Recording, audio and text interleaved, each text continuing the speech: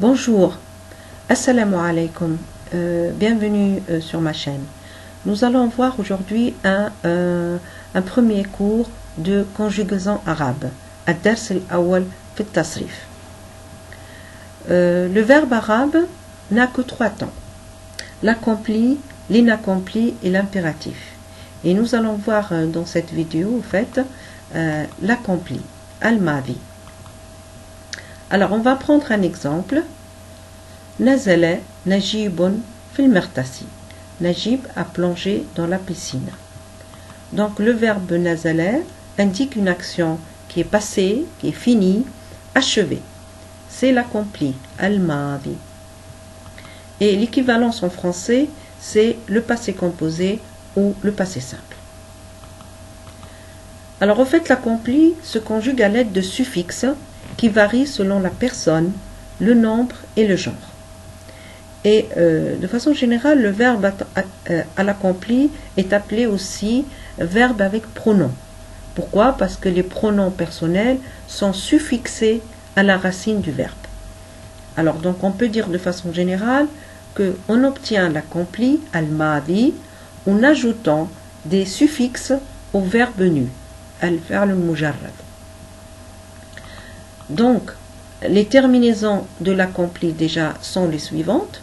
Donc, on va les voir dans ce tableau. Au niveau du singulier, donc la première personne, la première terminaison donc la première personne, c'est tout. Deuxième personne masculin singulier, c'est te. Deuxième personne du féminin singulier, ti. Troisième personne du masculin, il n'a pas de terminaison. Au fait, ici, on a la forme la plus simple du verbe au niveau de la troisième personne du masculin. Et cette forme, elle permet au fait de nommer le verbe. Donc, on dit, par exemple, on va conjuguer le verbe dhahaba, kharaja, etc. On poursuit. Alors, toujours dans le singulier, troisième personne du féminin, te. On passe au duel. Donc, le duel, on a deuxième personne du masculin, deuxième personne du féminin, touma. Troisième personne du masculin, elif. Troisième personne du féminin, te. Le pluriel. Première personne du pluriel, ne. Deuxième personne du pluriel masculin, tum. Deuxième personne du féminin pluriel, tonna. Troisième personne du masculin pluriel, ou.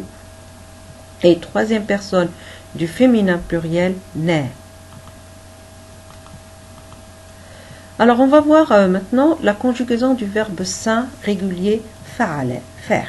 Alors, pourquoi c'est un verbe sain? Parce que c'est un verbe qui a la forme des verbes trilitaires. Ensuite, c'est un verbe qui n'a pas de radical avec des lettres faibles. Alors, ce qu'on appelle les lettres faibles, c'est elf, waw, ye. Donc, en fait, il fait partie des verbes réguliers. Parce qu'en arabe aussi, il existe des verbes irréguliers et qui contiennent en fait des voyelles ou des lettres faibles qui vont modifier un petit peu l'écriture de ces verbes. Alors, donc, on va voir d'abord la conjugaison du verbe fa'al, du verbe fa'ala, au singulier d'abord, al-mufradu. Donc, à la première personne du singulier, fa'altu, j'ai fait. À la deuxième personne du féminin, fa'alti, tu as fait. À la deuxième personne du masculin, fa'alte, tu as fait. À la troisième personne du féminin, fa'alat, elle a fait. Troisième personne du masculin, fa'ala, il a fait. Donc là, on voit que pour la conjugaison du verbe fa'ala au singulier, on a toujours le radical fa'ala qui est utilisé. Et à ce radical, on ajoute les terminaisons qui constituent en fait les pronoms personnels. Sauf pour le verbe à la troisième personne du masculin où il n'y a pas de terminaison. Et c'est ce verbe-là qu'on utilise pour nommer le verbe que nous sommes en train de conjuguer. Alors, pour le duel, al-muthanna, donc deuxième personne du féminin et masculin, fa'altuma, vous avez fait. Deuxième personne du masculin, fa'ala, ils ont fait. Troisième personne du féminin, fa'alata, elles ont fait. Donc même remarque que pour le tableau précédent. Donc chaque fois, on n'avait pas besoin de rajouter un pronom devant le verbe, puisque la terminaison qui est annexée au verbe remplace le pronom, tout simplement. Le pluriel, al-jama. Première personne donc du pluriel, fa'alna. Deuxième personne du pluriel masculin, fa'altum, vous avez fait. Deuxième personne du féminin pluriel, fa'altunna, vous avez fait. Troisième personne du féminin pluriel, fa'alna, elles ont fait. Et enfin, troisième personne du masculin pluriel, fa'alu, ils ont fait. Donc, même remarque pour les tableaux précédents. Donc là, on voit toujours le radical qui existe, la racine du verbe, et on rajoute chaque fois la terminaison qui constitue le pronom annexé au verbe. Donc, on peut résumer en disant que le radical fa'ala est présent dans toutes les conjugaisons, seule la terminaison change.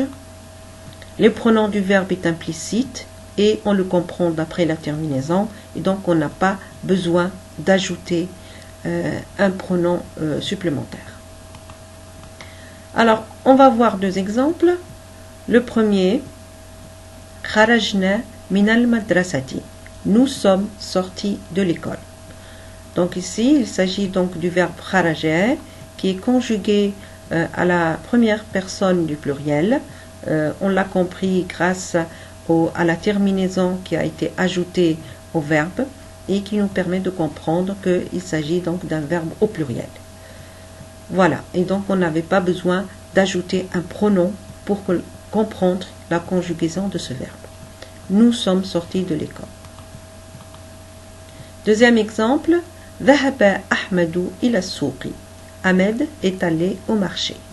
Donc là, il s'agit du verbe dhahaba. Il est conjugué à la troisième personne du singulier. On voit qu'il n'y a pas de terminaison annexée au verbe, puisque c'est la forme simple du verbe à l'accompli. Alors, on va passer maintenant à la forme négative de l'accompli, an-nafyu. Su'adun ma dhahabat ila al-madrasati. Su'ad n'est pas allé à l'école. Dakhala Aliyun wa ma kharaja. Ali est entré et il n'est pas sorti. Ma katabtu kalimatan wahida li'anni ma fahamtu ad-darsa. Je n'ai pas écrit un mot car je n'ai pas compris la leçon. Donc dans ces trois phrases, nous avons la forme négative de l'accompli. Alors comment on obtient cette forme? En ajoutant tout simplement l'adverbe mais devant le verbe. Donc on peut le faire soit au milieu de la phrase, comme la première, Su'adun ma dhahabat, ou bien on peut le faire aussi au début de phrase, mais toujours devant le verbe. Donc on peut dire qu'on obtient la forme négative de l'accompli en faisant précéder le verbe de la particule négative mais, qui veut dire ne pas en français. On passe à la forme interrogative. On va prendre des exemples. Hal la'abta bil kurati? Est-ce que tu as joué au ballon? Adhahabat Su'adu ila al-matbahi? Est-elle allée à la cuisine? Donc là aussi, on a des phrases d'abord qui sont à l'accompli et qui ont la forme négative. Donc on a des questions et on a posé ces questions grâce aussi à deux adverbes. L'adverbe hal, qui est placé donc en début de phrase, et l'adverbe est, qui est également utilisé pour poser une question.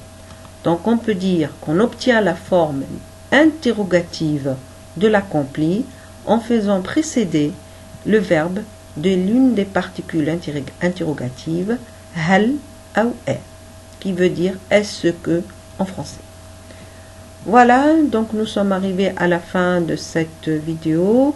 Donc si vous avez aimé, n'oubliez pas de liker ou de vous abonner. Merci, au revoir, assalamu alaikum.